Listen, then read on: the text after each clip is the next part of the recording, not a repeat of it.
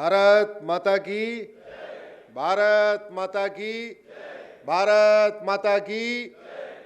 जय सिया राम, जय सिया राम, जय सिया राम। आप लोग कितनी देर आए हैं अपने घर से बता के, कितनी देर तक लौटना है? कोई बहुत जल्दीबाजी तो नहीं है? विधायिका मैडम बैठी हैं, महापौर मैडम बैठी हुई हैं, कोई कार्यक्रम तो नहीं मैडम?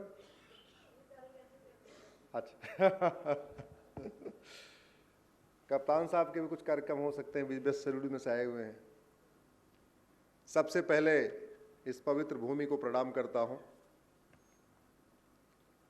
आइए हम सब लोग आंख बंद करके अपने उन पूर्वजों को प्रणाम करें जिनके कारण हम सरस्वती वंदना आज करते हैं।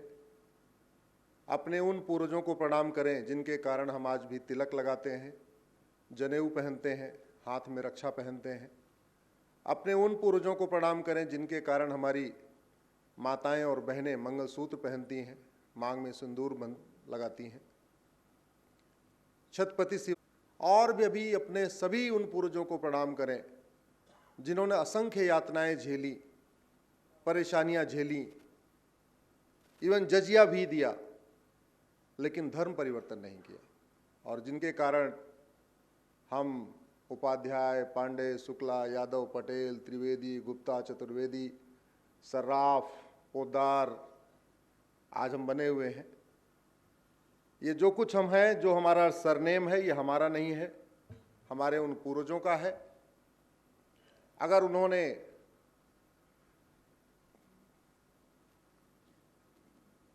प्रतिरोध नहीं किया होता और डर गए होते तो आज हमारा नाम भी कुछ और होता, हमारी पहचान भी कुछ और होती, हमारी परंपरा भी कुछ और होती, हमारा रीति रिवाज भी कुछ और होता, हमारा त्यौहार भी कुछ और होता, हमारा सोचने का तरीका भी कुछ और होता, सब कुछ बदल गया होता।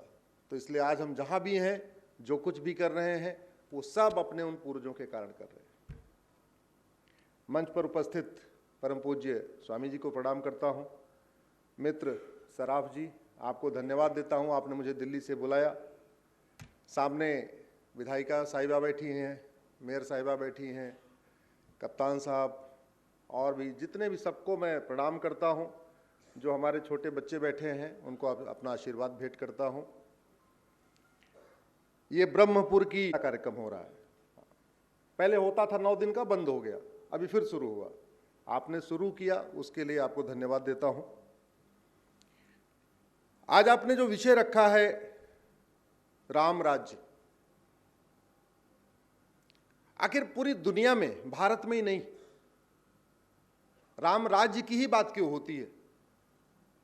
कृष्ण राज्य की बात नहीं होती, चंद्रगुप्त राज्य की बात नहीं होती, युधिष्ठिर राज्य की बात नहीं होती। राजा तो बहुत हुए, 5000 साल पहले भी राजा हुए, 2000 साल पहले भी राजा हुए, 3000 साल पहले भी राजा हुए। विक्रमादित्य राज्य की बात क्यों नहीं होती? राम राज्य की ही बात क्यों होती है? आपको राम राज्य को समझना है तो रामचरितमानस या वाल्मीकि रामायण का उत्तरकांड पढ़िए। नहीं दरिद्र को दुखी न दीन्हा, कोई दरिद्र और दुखी था ही नहीं, नहीं कोई अबुध न लक्षणहीन, कोई अनपढ़ अनाड़ी भी नहीं था, सब पढ़े लिखे थे। एक नारी व्रत, जरा सोचिए, 2024 में चर्चा हो रही है यूनिफॉर्म सिविल कोड होना चाहिए कि नहीं होना चाहिए, आएगा कि नहीं आएगा, तो आएगा तो कब आएगा? एक नारी व्रत, हजारों साल पहले भगवान श्री राम ने एक पति एक पत्नी का नियम लागू किया, और उनको मर्यादा पुरुषोत्तम इसलिए कहते हैं, और पूरी दुनिया में राम राज्य की चर्चा इसलिए होती है कि प्रजा को तो उन्होंने बाद में इंप्लीमेंट कराया, पहले अपने ऊपर लागू कर लिया। भगवान श्री राम ने एक विवाह किया, लक्ष्मण जी ने एक विवाह किया, भरत जी ने एक विवाह किया, और शत्रुघ्न जी ने एक विवाह किया। नहीं तो आप उस समय बहुविवाह होता था, और राम तो चक्रवर्ती नरेश थे। ऐसा कल्पना करिए, उस जमाने में ऐसा कौन राजा होगा जो भगवान श्री राम को अपना दामाद बनाना नहीं चाहता होगा? और उस समय जबकि बहुविवाह की प्रथा थी, इसके बावजूद उन्होंने नहीं किया। क्यों? क्योंकि मानव इतिहास में सबसे पहले एक पति एक पत्नी का नियम लागू करने वाले भगवान श्री राम है। राम राज्य की चर्चा इसलिए होती है क्योंकि मानव इतिहास में सबसे पहले पॉपुलेशन कंट्रोल पॉलिसी लागू करने वाले भगवान श्री राम है। भगवान श्री राम के 2 बच्चे, लक्ष्मण जी के 2 बच्चे, भरत जी के 2 बच्चे, शत्रुघ्न जी के 2 बच्चे। अभी हम 2024 में भारत में चर्चा कर रहे हैं, हमारे 2 लागू होना चाहिए कि नहीं होना चाहिए। जनसंख्या नियंत्रण कानून लागू होना चाहिए कि नहीं होना चाहिए। आपके मध्य प्रदेश में तो केवल इतना हुआ है, कानून बना है कि 2 से ज्यादा बच्चे होंगे तो मेयर नहीं बन पाएंगे, विधायक नहीं बन पाएंगे, चुनाव नहीं लड़ पाएंगे। क्यों मैडम? ऐसा ही है ना। हजारों साल पहले भगवान श्री राम ने लागू किया, जिसके 2 से ज्यादा बच्चे होंगे न वो पार्षद बन पाएगा न सभासद बन पाएगा। उस समय सभासद जो पद होता था उसको सभासद कहते थे, उस समय लागू की। अभी हम चर्चा कर रहे हैं कि क्या भारत में 1 नेशन 1 एजुकेशन सिस्टम होना चाहिए, 1 नेशन 1 एजुकेशन बोर्ड होना चाहिए, यूनिफॉर्म एजुकेशन होना चाहिए, क्या देश में सभी बच्चों की किताब एक होनी चाहिए। अभी चर्चा कर रहे हैं, लागू नहीं हुआ है। अभी हम चर्चा कर रहे हैं कि गरीब हो या अमीर किताब एक होनी चाहिए, मंत्री का बच्चा हो या संतरी का बच्चा हो किताब एक होनी चाहिए, सिलेबस करिकुलम कॉमन होना चाहिए, अपनी अपनी भाषा में पढ़े, बंगाल वाला बंगाली में पढ़े, गुजरात वाला गुजरात में पढ़े, महाराष्ट्र वाला मराठी में पढ़े, तमिलनाडु वाला तमिल में पढ़े, सिलेबस करिकुलम कॉमन होना चाहिए। अभी हम चर्चा कर रहे हैं, अभी लागू नहीं हुआ। आपके हजारों साल पहले भगवान श्री राम ने यूनिफॉर्म एजुकेशन सिस्टम लागू किया था। इसलिए पूरी दुनिया में गुड गवर्नेंस का जो बेस्ट मॉडल बताया गया राम राज्य, क्योंकि जिन विषयों पे चर्चा आज हो रही है अमेरिका में, सिंगापुर में, फ्रांस में, जापान में, भारत में, ऐसे बहुत सारी नीतियों को भगवान श्री राम बहुत पहले लागू कर चुके हैं, इसलिए चर्चा हो रही है। तो अगले 1 घंटे तक राम राज्य की चर्चा करेंगे। बहुत गंभीरता के साथ न सुने, ऐसा न सुने कि आपके हाथ एकदम टाइट हो जाए, आराम से सुने, मस्ती के साथ सुने। संघ में एक पद्धति है कि चुपचाप सुनते हैं, मैं थोड़ा उससे अलग हूं। मैं आपसे जब जब कुछ पूछूंगा तो आपको जोर से उत्तर देना है, और ऐसा उत्तर देना है कि आपकी आवाज यहां तक आ जाए, क्योंकि आपकी आवाज रिकॉर्ड यहां हो रही है। और इसलिए कह रहा हूं जोर से देना है, सामान्यतया मेरा वीडियो 5 करोड़ लोग देखते हैं, एवरेज जो लोग रिसर्च करके बताते हैं तो बताते हैं कि फेसबुक, ट्विटर, इंस्टाग्राम, यूट्यूब और बाकी और पता नहीं क्या क्या है, वहाँ से कुल मिला के 5 करोड़ मंथली रीच होती है। तो ब्रह्मपुर में कार्यक्रम हो रहा है, ये बात भी 5 करोड़ लोगों तक पहुँचनी चाहिए। ब्रह्मपुर की जनता का रिस्पॉन्स क्या है, ये भी बात 5 करोड़ लोगों तक पहुँचनी चाहिए। तो अगले 1 घंटे सवाल जवाब होंगे, कोई बौद्धिक नहीं होगा, हम आपसे ही पूछेंगे, आपको उत्तर देना है और हमारा कार्यक्रम खत्म हो जाएगा। भारत में क्या सब लोग ट्रैफिक नियम तोड़ते हैं? क्या जोर से बोलिए। सब तोड़ते हैं? 99% तोड़ते हैं? नहीं। इनफैक्ट 99% लोग ट्रैफिक कानून नहीं तोड़ते, 1% तोड़ते हैं, और जो तोड़ते हैं उनके लिए कानून बनता है। क्या भारत में सब लोग बलात्कारी हैं? क्या 99% नहीं है। 99%, 99.99% नहीं है, 0.1% है जो ऐसी हरकतें करते हैं। तो कानून बना कि नहीं बना? बना। 99% ईमानदारी से रहते हैं, चोरी लूट झपटमारी नहीं करते। चोरी लूट झपटमारी 1% करते हैं। तो कानून बना कि नहीं बना? बना। इनफैक्ट जो कानून बनता है, आप ध्यान से समझिए, इसका मतलब वो 1% लोगों के लिए बनता है, बाकी 99 तो अपने आप ही उसको फॉलो करते रहते। बाकी 99 लोग मेहनत से काम करते हैं, 99% लोग ईमानदारी से रहते हैं, बाकी 99% चोरी लूट झपटमारी नहीं करते, बाकी 99% बलात्कार नहीं करते, बाकी 99% व्याभिचार नहीं करते, बाकी 99% नशा तस्करी नहीं करते, बाकी 99% मानव तस्करी नहीं करते, बाकी 99% घूसखोरी, जमाखोरी, मिलावटखोरी, कालाबाजारी नहीं करते, 99% भारतीय नक्सली नहीं है, माओवादी नहीं है, अलगाववादी नहीं है, कट्टरपंथी नहीं है, आतंकवादी नहीं है ना। इसके बाद भी कानून बनता है, किसके लिए बनता है? 1% लोगों के लिए।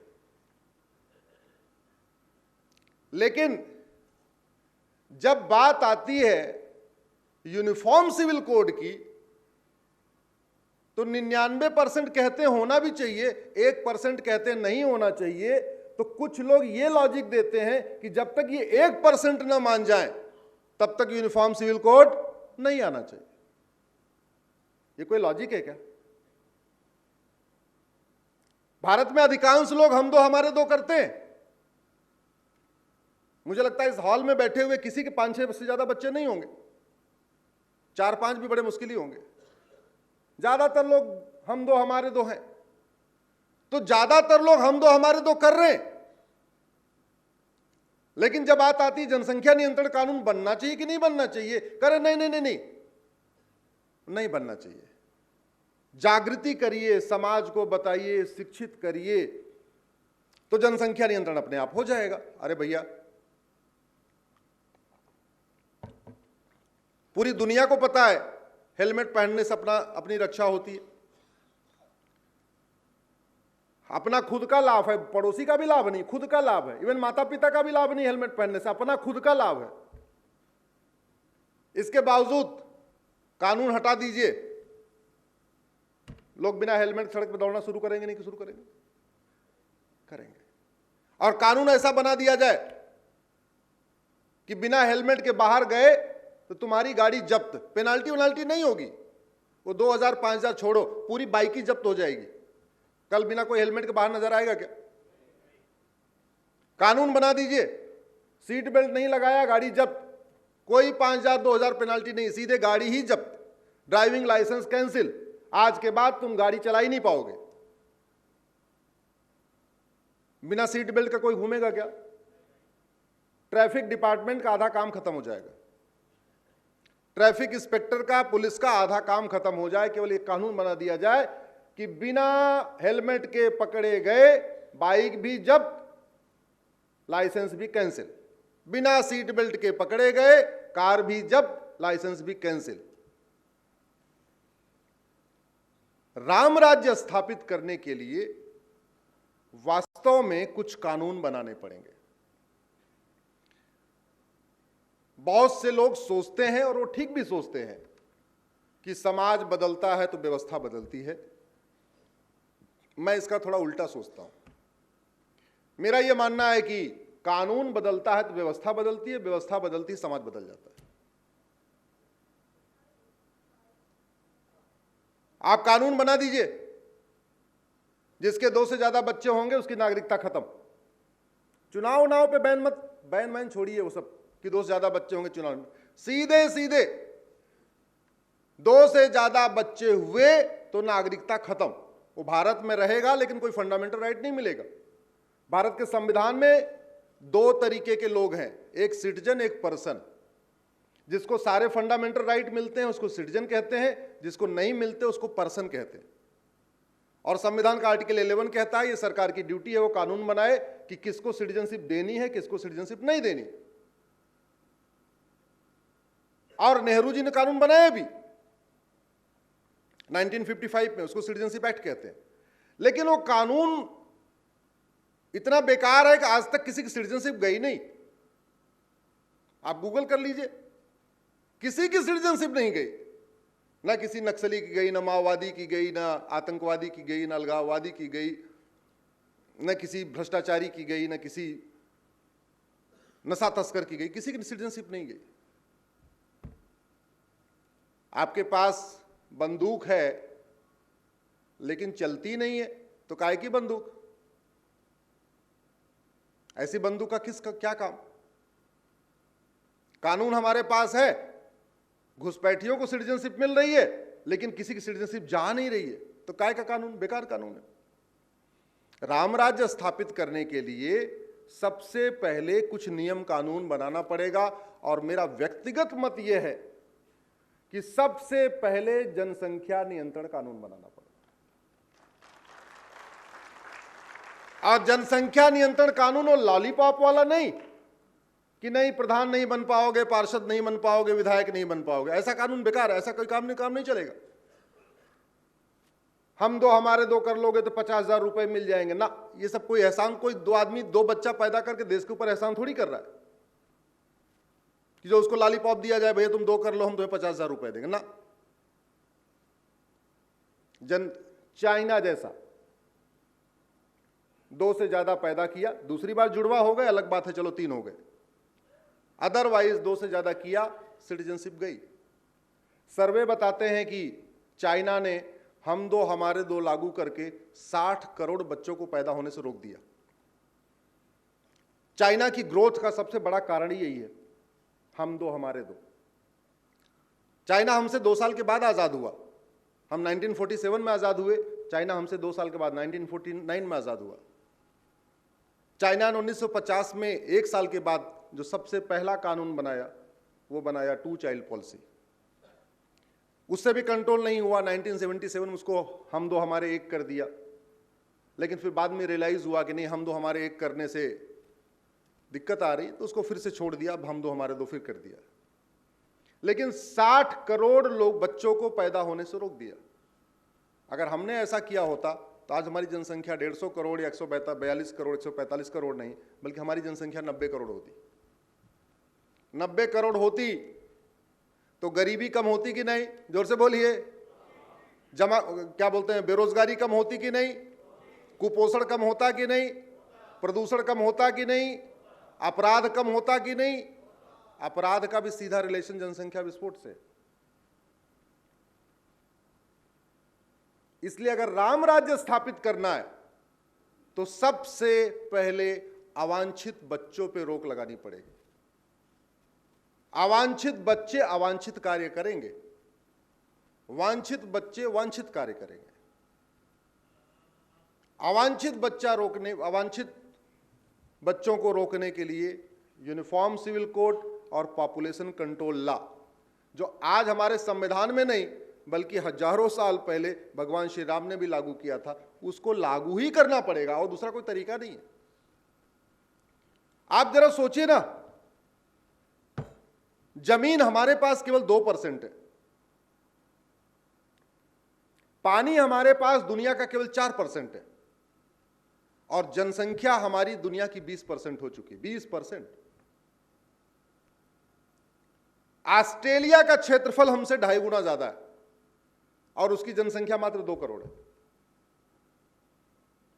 कनाडा का क्षेत्रफल हमसे 3 गुना ज्यादा है, जनसंख्या मात्र 4 करोड़ है। ब्राजील का क्षेत्रफल हमसे 2.5 गुना ज्यादा है, जनसंख्या मात्र 22 करोड़ है। अमेरिका का क्षेत्रफल हमसे 3 गुना ज्यादा है, जनसंख्या मात्र 33 करोड़ है। रूस का क्षेत्रफल हमसे 5 गुना ज्यादा है, जनसंख्या मात्र 15 करोड़ है। चीन का क्षेत्रफल हमसे 3 गुना ज्यादा है। हम लोग कई बार बोलते हैं चाइना हमसे ज्यादा है, चाइना। अरे भैया, जनसंख्या की तुलना करने के लिए क्षेत्रफल भी तुलना करनी पड़ेगी ना। चीन का क्षेत्रफल हमसे 3 गुना ज्यादा है और जनसंख्या उसकी अब 144 करोड़ है। हमने चाइना को अभी पछाड़ दिया, हम दुनिया के नंबर 1 हो गए। ऐसे लगता केवल एक ही काम में हमने रिकॉर्ड कायम किया है, वो क्या करने में, और बर्डन कितना आ रहा है। ये जब पॉपुलेशन कंट्रोल वाली पॉलिसी में कानून मैंने पीआईएल फाइल किया था तो इसमें मैं रिसर्च कर रहा था। इस समय भारत के ऊपर 225 लाख करोड़ रुपए कर्जा है। 225 लाख करोड़। भारत का बच्चा 1.5 लाख के कर्जे में है। मतलब महापौर मैडम के ऊपर भी 1.5 लाख का कर्जा है, विधायिका जी के ऊपर भी 1.5 लाख का कर्जा है, महाराज जी के ऊपर भी 1.5 लाख कर्जा, सर्राफ साहब के ऊपर भी 1.5 लाख कर्जा है, इनके बच्चों पे भी 1.5 लाख कर्जा है। बच्चे आए होंगे, कहीं बैठे होंगे। बच्चों पे 1.5 लाख का कर्जा। इस पे कभी गंभीरता के साथ चर्चा ही नहीं हुई। मुझे आज तक समझ में नहीं आया कि छोटी छोटी बातों पे जिससे देश का कोई भला नहीं होगा, समाज का कोई भला नहीं होगा, उस पे संसद में चर्चा होती है, विधानसभा में चर्चा होती है, लेकिन जिस पे चर्चा करने से और कानून बनाने से देश का भला होगा, उस पे चर्चा ही नहीं होती।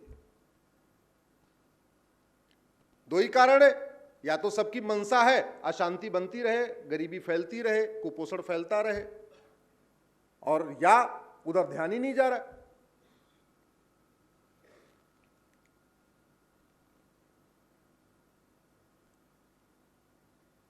जनसंख्या नियंत्रण इसलिए जरूरी है कि आप समस्याओं की रूट काज एनालिसिस करिए।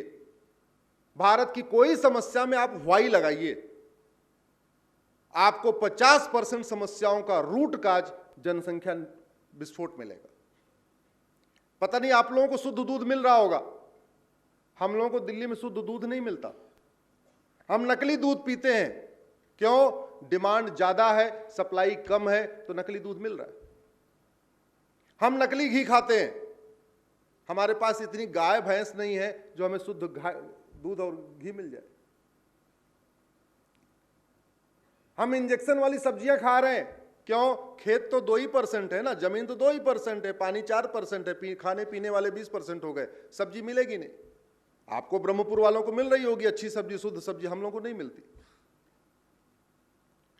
दिल्ली एनसीआर के लोगों की हमारी उम्र 10 साल कम हो गई है, एवरेज उम्र, अभी सर्वे आया। दिल्ली एनसीआर में 85 से ऊपर लोग मिल ही नहीं रहे। मैक्सिमम जो मिल रहे हैं 85 तक मिल रहे हैं, खत्म हो जा रहे हैं। बाकी थोड़ा गांव देहात में 90-95 वाले मिल रहे हैं, दिल्ली एनसीआर में नहीं मिल रहे, खत्म हो जा रहे हैं। क्योंकि हमारा पानी गंदा है, हमारी हवा गंदी है, नॉइज पोल्यूशन है, एयर पोल्यूशन है, वाटर पोल्यूशन है, हमारा दूध नकली, हमारी सब्जी नकली है, सब कुछ नकली है। और रूट काज क्या है? डिमांड ज्यादा है, सप्लाई कम है, सप्लाई कम है तो नकली माल मिलेगा। हम लोग खा खा के मर रहे, और आप लोग भी टैक्स दे दे के मर रहे। 86,000 बच्चे रोज पैदा हो रहे हैं, 86,000। हमारा आपका जब तक कार्यक्रम चलेगा तब तक 300 बच्चे पैदा हो चुके हो। साल में 3.25 करोड़ बच्चे, इस 3.25 करोड़ में से 1 करोड़ अवांछित है। अवांछित का मतलब या तो 5वें बच्चे हैं, या तो 6वें हैं, या 7वें, 8वें, 9वें, 10वें, 11वें, 12वें, 13वें, 14वें, 15वें, 16वें ऐसे हैं। उनके लिए मकान बनवाना है, पैसा कहां आएगा? आपको देना है। उनको वजीफा देना है, पैसा कहां आएगा? आपको देना है। उनको मुफ्त में इलाज कराना है, पैसा कहां से आएगा? आपको देना है। जीएसटी देने वाला जीएसटी दे दे के मर जा रहा है, इनकम टैक्स देने वाला इनकम टैक्स दे दे के परेशान है, टैक्स पेयर परेशान हो रहा है इनकम टैक्स दे के, वैट दे के, टीडीएस दे के, रोड टैक्स दे के, टोल टैक्स दे के। इसके बावजूद देश पे 2.25 लाख करोड़ का कर्जा, हर भारतीय पे 1.5 लाख का कर्जा। सरकार जब तक 2 करोड़ घर बनाती है तब तक 10 करोड़ बेघर पैदा हो जाते हैं। बनाते रहो आप मकान। सरकार जब तक 2 करोड़ लोगों को स्वरोजगार दे पाती है, रोजगार नहीं, रोजगार तो दे ही नहीं सकती है, गवर्नमेंट जॉब तो इतना दे ही नहीं सकती है, स्वरोजगार लोन के जरिए, इसके जरिए, उसके जरिए, जब तक 2 करोड़ लोगों को स्वरोजगार मिलता है तब तक 10 करोड़ बेरोजगार पैदा हो जाते हैं। करते रहिए, कुछ नहीं कर सकते। 80 करोड़ लोगों को मुफ्त में राशन देना पड़ रहा है इस समय। ये गर्व की बात है या शर्म की बात है? 80 करोड़ लोग गरीबी रेखा के नीचे हैं, उनको मुफ्त में राशन देना पड़ रहा है, जबकि देश आजाद हुआ था तो 4 करोड़ लोग थे। 40 करोड़ जब जनसंख्या थी तो 4 करोड़ लोग गरीबी रेखा के नीचे थे, यानी 10% गरीब थे। 145 करोड़ जनसंख्या है तो 81 करोड़ गरीब हैं, यानी 65% गरीब हो गए। तो गरीबी बढ़ रही है कि घट रही है? ये आंकड़े बता रहा हूं मैं आपको। ये सब चीजें आप गूगल कर सकते हैं, सब चीजें रिसर्च कर सकते हैं आप। तो गरीबी बढ़ क्यों रही है? साधन है नहीं हमारे पास, साधन है नहीं जनसंख्या पे। मैं यूपी का रहने वाला हूं, प्रयाग का। बिहार बंगाल की सारी गाड़ियां इलाहाबाद होकर गुजरती हैं। गाड़ियों की संख्या 3 गुनी हो चुकी है। मेरे देखते देखते बचपन में, जब 9th में, मतलब 10th में, 12th में था, तो जितनी गाड़ियां थी लगभग उसकी 3 गुना गाड़ी हो गई है। लेकिन जो सिचुएशन मुझे बचपन में याद आती थी, लोग लटक के जाते थे चालू डब्बे में, उससे ज्यादा लटक के आज की डेट में जा रहे हैं। ट्रेन बढ़ गई है लेकिन लटकने वालों की संख्या नहीं घटी है। क्यों? जनसंख्या विस्फोट। ये बात हम समझा नहीं पाए, बता नहीं पाए। बाकी तो छोड़िए, हमने स्कूल के सिलेबस में भी नहीं डाला कि जनसंख्या विस्फोट के कितने नुकसान होते। हमने स्कूलों में इस पे निबंध प्रतियोगिता भी नहीं कराई, ऐसे कंपटीशन भी नहीं कराया, वाद विवाद भी नहीं कराया। यूनिवर्सिटी कॉलेज में इसके ऊपर हमने डिबेट नहीं रखी कि जनसंख्या विस्फोट का क्या नुकसान है। अल्टीमेटली आप लोग टैक्स देते रहिए, कोई समस्या का समाधान नहीं होगा। समस्या का अगर समाधान करना है तो सबसे पहले भारत में जनसंख्या नियंत्रण कानून बनाना पड़ेगा। जैसा मैंने पहले ही कहा था, 90% लोग नहीं, जो हम कुछ लोग कहते हैं बहुत कम लोग हैं ऐसा कर रहे हैं। अरे भाई ठीक है, जो कम लोग कर रहे हैं उन्हीं के लिए कानून चाहिए, और क्या। जो आदमी 2-2 बच्चे कर ही रहा है, शराब साहब को थोड़ी चाहिए जनसंख्या नियंत्रण का, तो 2 से चल रहा है इनका काम। हम 2, हमारे 2 फॉलो कर रही है। जो ज्यादा कर रहा है उसके लिए चाहिए। मेरा आप लोगों से निवेदन है, ऐसे विषयों के लिए आवाज उठाना शुरू करिए।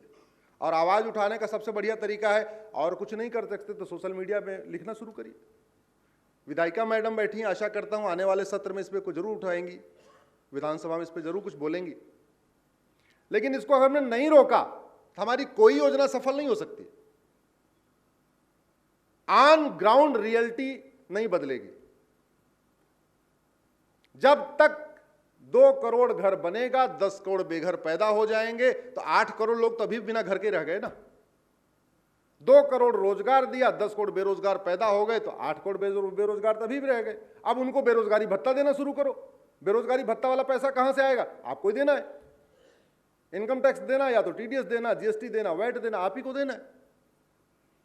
तो मेरा आप लोगों से निवेदन है,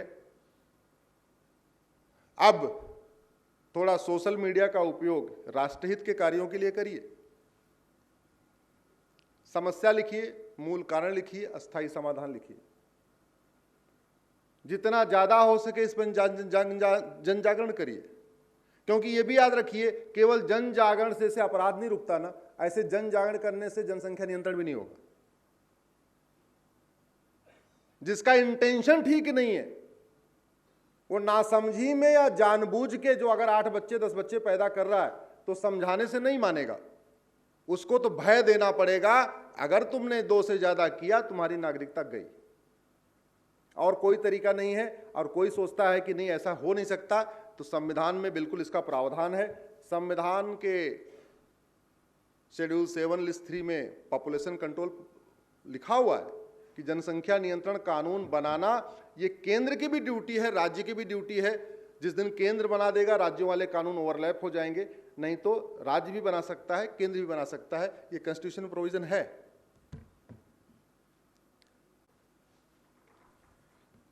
राम राज्य की हो रही है, तो राम राज्य है क्या? वैसे राम राज्य ज्यादा समझना है तो आप उत्तरकांड पढ़िए। अगर मैं राम राज्य को 4 शब्दों में कहूं तो मेरे साथ जोर से बोलिए, धर्म की, अधर्म का, प्राणियों में, विश्व का। ये 4 वाक्य ही राम राज्य है। राम राज्य केवल समाज के जरिए स्थापित नहीं होगा, बल्कि शासन को भी उस राम राज्य स्थापित करने के लिए काम करना पड़ेगा। और ध्यान से अगर आप देखिए तो भारत के संविधान भी यही कहता है। जब संविधान बन रहा था तो बहुत सारे लोगों ने कहा भी था कि संविधान का लक्ष्य है राम राज्य की स्थापना। महावीर त्यागी, अलादे कृष्णा अय्यर, ऐसे बहुत सारे लोग थे, उनका ये कहना था संविधान का लक्ष्य है राम राज्य की स्थापना। अब इसमें रामराज्य की स्थापना करने के लिए 3 व्यवस्था दे दी गई, कार्यपालिका, न्यायपालिका, विधायिका।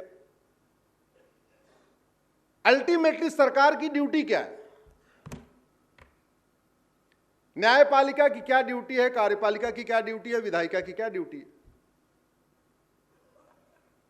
सरकारों की ये ड्यूटी है, कार्यपालिका, विधायिका, न्यायपालिका की ये ड्यूटी है, ऐसी व्यवस्था स्थापित करें जिससे धर्म की जय हो।